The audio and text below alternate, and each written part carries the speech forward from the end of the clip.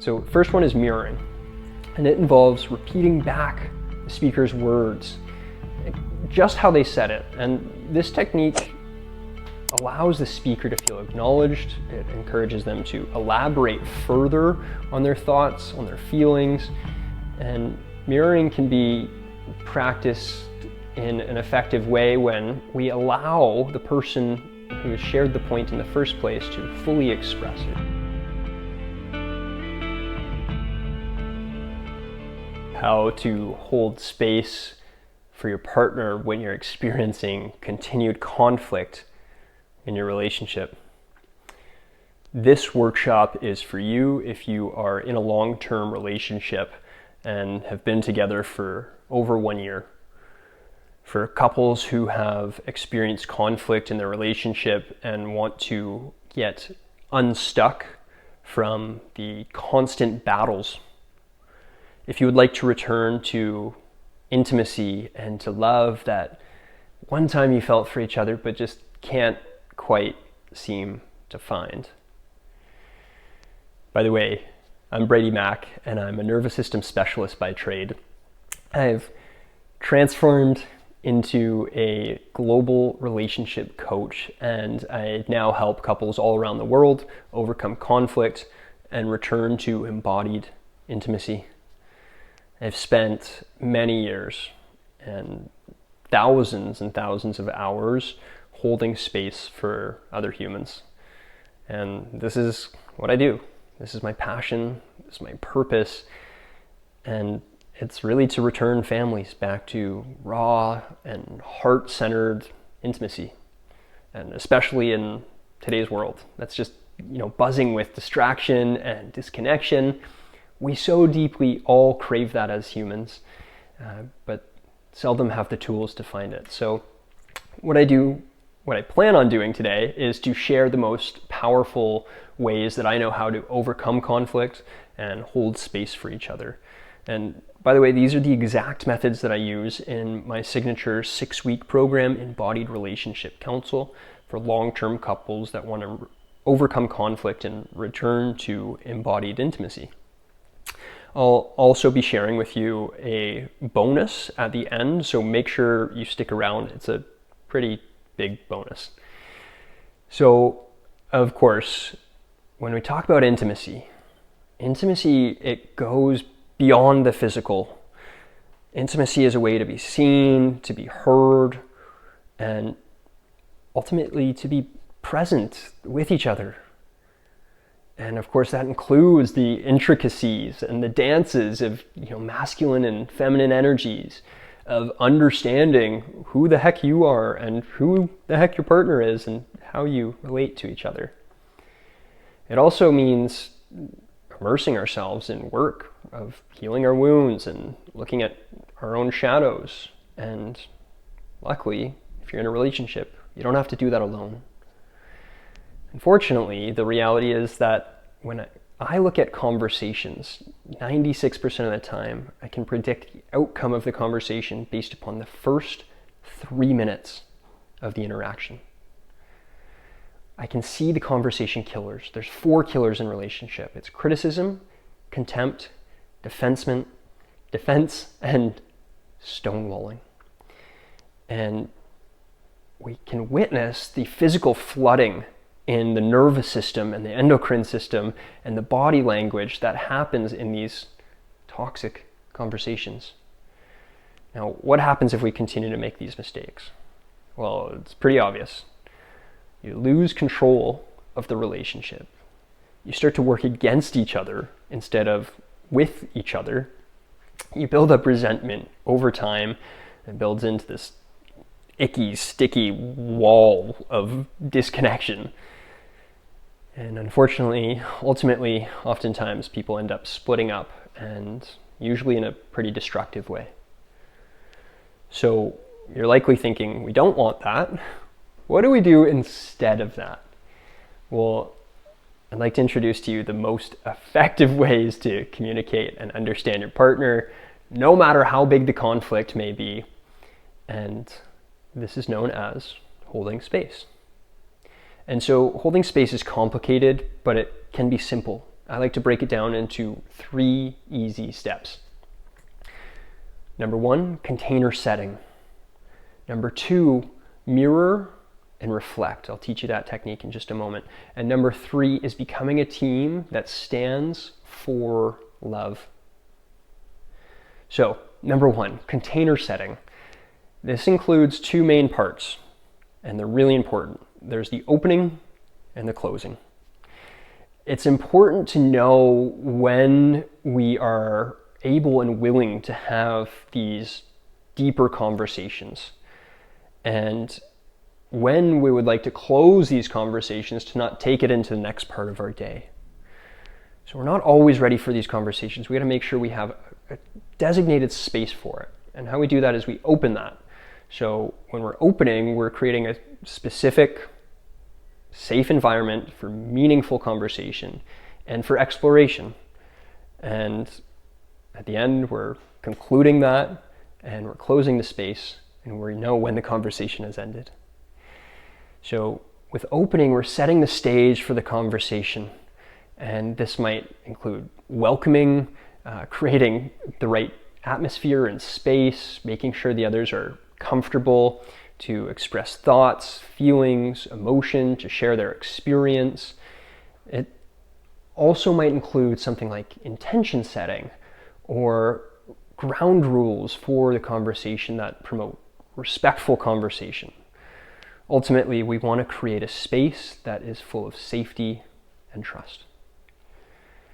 And then towards the end, we want to close that conversation. This is so important to make sure that everyone leaves the conversation actually feels heard, they feel supported, and they feel complete.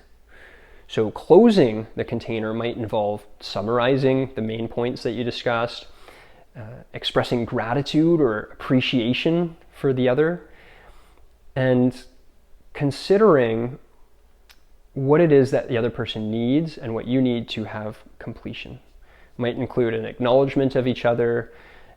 It might also be a set time to continue the conversation outside of that container.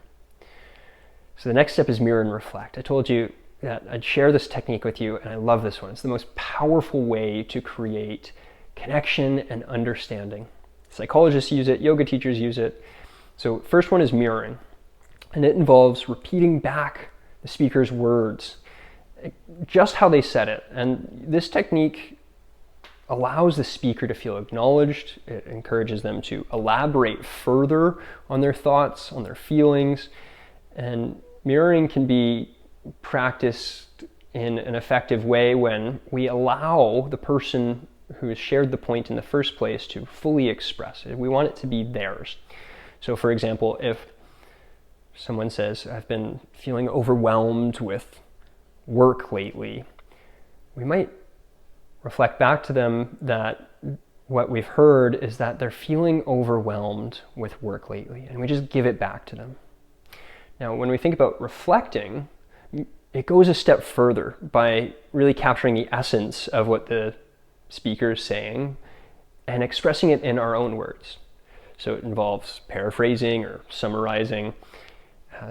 We want to capture the emotion or the underlying meaning of what they're saying. And it shows that we're not just listening, but we're also trying to understand from where we're standing their perspective. An example of that might be if someone says, I'm struggling to balance my responsibilities as a parent and my personal goals. A reflective response might be, it sounds like you're finding balance between your role as a parent and your role as an individual with goals, and that's challenging for you. So that is mirroring and reflecting. Number 3 is becoming a team for love. So many conflicts happen because we forget that we're on the same team as our partner. And in the end, we end up making each other wrong in an attempt to be right. And the truth is, you both might be right. Multiple truths can be present at the same time. And often we're looking at the same thing from a different angle. I'll give you an example. If I take this book and you're taking a look at it and you see a blank book, but I'm looking at the cover. We might be going back and forth arguing if this book has a title and a cover or if it's blank. And the truth is we're both right. The key here is to truly understand the other's point of view. And we do that through curiosity. If I think this book has a cover on it, but you tell me it's blank, instead of defending my point, I might ask you, tell me what it looks like from your point of view. This allows understanding, which is synonymous with love. Excuse me. Understanding and love are the same thing. And when we start to understand our partner, we start to love our partner. So we've learned the 3 most important steps to take when holding space for our partner and overcoming conflict.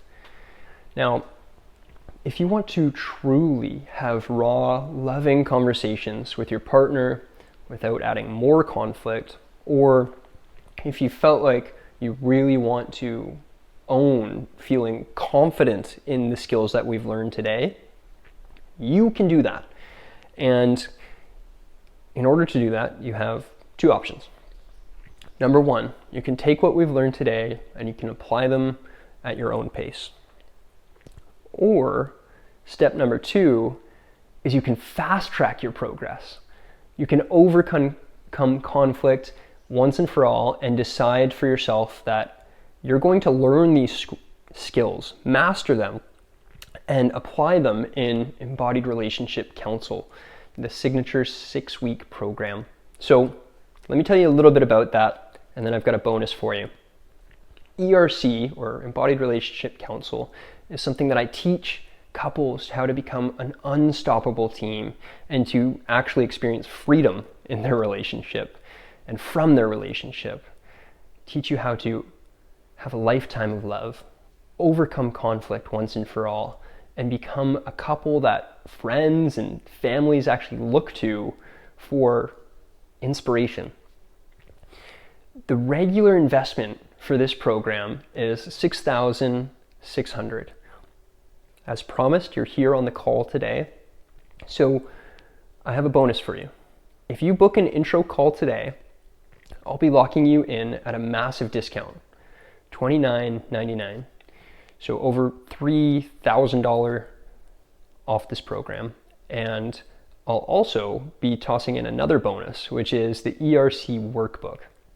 For you and your partner to work through, to explore. I've got a ton of exercises in there.